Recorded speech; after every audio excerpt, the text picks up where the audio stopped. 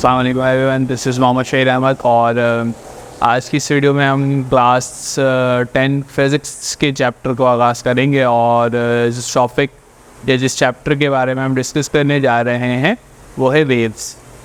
बज़ाहिर स्टूडेंट्स को वेव्स का नाम सुनकर जो है ना वो बड़े मुश्किलात से टेंशन के शिकार हो जाते हैं कि वेव्स जो है ना बड़ी कॉम्प्लिकेटेड सी चीज़ें हैं, क्या है, किस तरह है। तो कोशिश करेंगे हम इस वीडियो के अंदर कि इस वेव को आसान से आसान तरीक़े से समझने की कोशिश करें। और हाँ, ये है कि ये डेप्थ टॉपिक है, चीज़ें थोड़ी सी लेंथी है मगर आसान है, तो फोकस करिएगा। वीडियो स्टार्ट करने से पहले एक छोटी सी इन्फॉर्मेशन, हमारे चैनल को लाइक करें, सब्सक्राइब करें, बेल आइकन को प्रेस करें ताकि आने वाली वीडियोज़ की नोटिफिकेशन आपको मिलती रहे। स्टार्ट करते हैं वेव्स। अगर हम इसको बहुत सिंपल सी डेफिनेशन में समझाने की कोशिश करें ना कि वेव है क्या, तो अगर हम वेव की सिंपल टर्म की डेफिनेशन करें तो हम वेव ये कह सकते हैं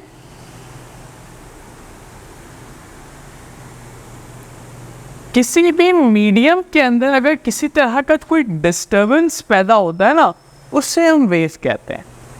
अभी जो डिस्टर्बेंस ऑफ मीडियम है, इससे हमें क्या फ़ायदा होगा? इस डिस्टर्बेंस ऑफ मीडियम के ज़रिए हम क्या करवा सकते हैं?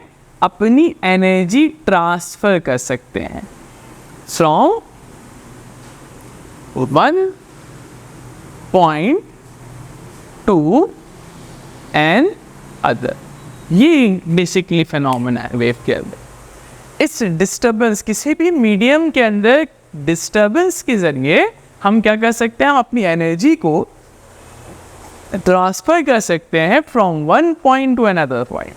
तो बेसिकली वेव के अंदर क्या होता है? वेव के अंदर हमारे पास एनर्जी ट्रांसफ़र होता है एक हिस्से से दूसरे हिस्से तक। इसकी बहुत आसान सी मिसाल ये है कि आप एक स्प्रिंग वेव की मिसाल ले लें। अब स्प्रिंग वेव क्या है, इसकी हम टाइप्स डिस्कस करेंगे। हम ये कह लेते हैं कि आप स्प्रिंग वेव ले लें या स्ट्रिंग वेव्स की मिसाल ले लें। आप एक स्प्रिंग या एक स्ट्रिंग को एक एंड से नॉट टाइट कर दे, फिक्स कर दे। ये वाला जो पॉइंट है वो उसका कौन सा पॉइंट हो गया? फिक्स पॉइंट हो गया।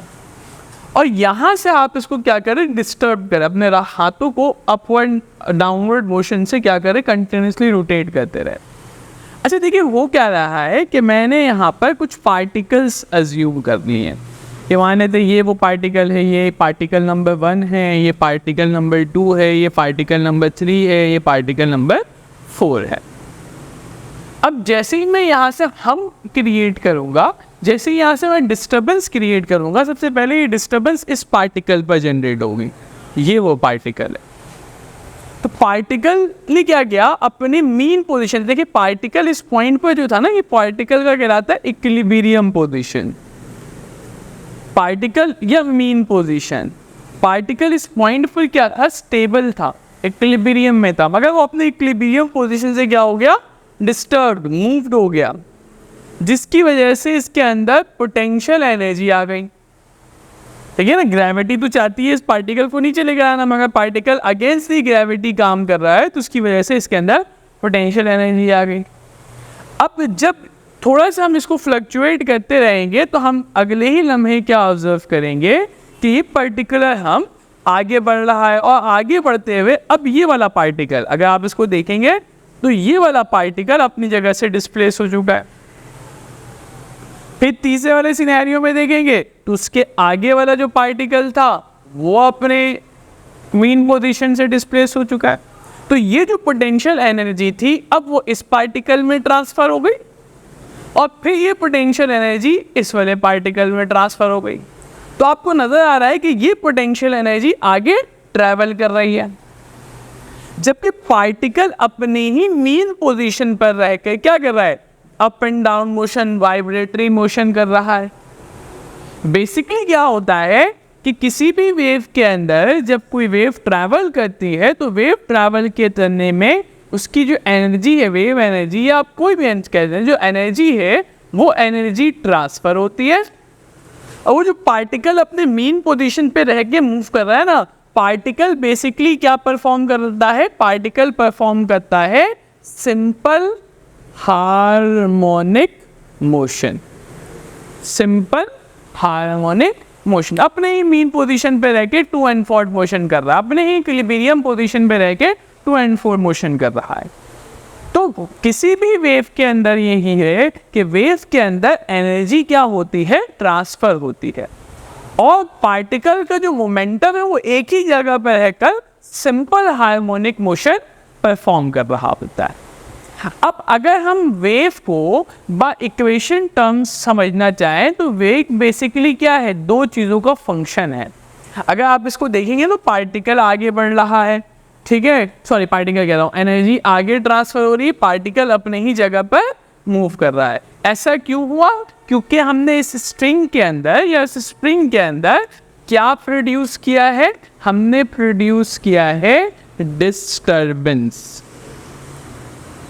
तो ये याद रखिएगा, वेव बेसिकली किसी भी मीडियम के अंदर डिस्टर्बेंस है। मिसाल के तौर पर अब जैसे मैं आवाज़ से कह रहा हूँ तो मेरे जो वोकल्स हैं, मेरी जो आवाज़ है वो मेरे फेस के सामने वाले गैस के पार्टिकल्स को, एटमॉस्फेयर के पार्टिकल्स को डिस्टर्ब कर रही है।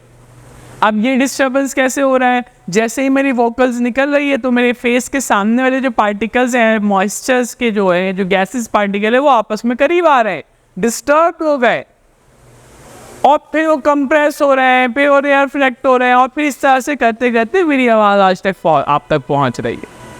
तो बेसिकली क्या है, जब भी हमें वेव जनरेट करना होता है तो वेव जनरेट करने के लिए किसी भी मीडियम के अंदर डिस्टर्बेंस का लाना लाजिम, और फिर उस डिस्टर्बेंस का ट्रैवल करना या इस डिस्टर्बेंस का आसान लफ्ज़ों में आगे बढ़ना है। बेसिकली क्या है, एनर्जी का आगे बढ़ना है, जबकि पार्टिकल्स अपनी जगह पर रहकर सिंपल हार्मोनिक मोशन परफॉर्म कर रहे होते हैं। तो उम्मीद है आपको जो वेव का कॉन्सेप्ट है वो समझ आया होगा। तो हमारे चैनल को लाइक करें, सब्सक्राइब करें, बेल आइकन को प्रेस करें ताकि आने वाली वीडियोस की नोटिफिकेशंस आपको मिलती रहे।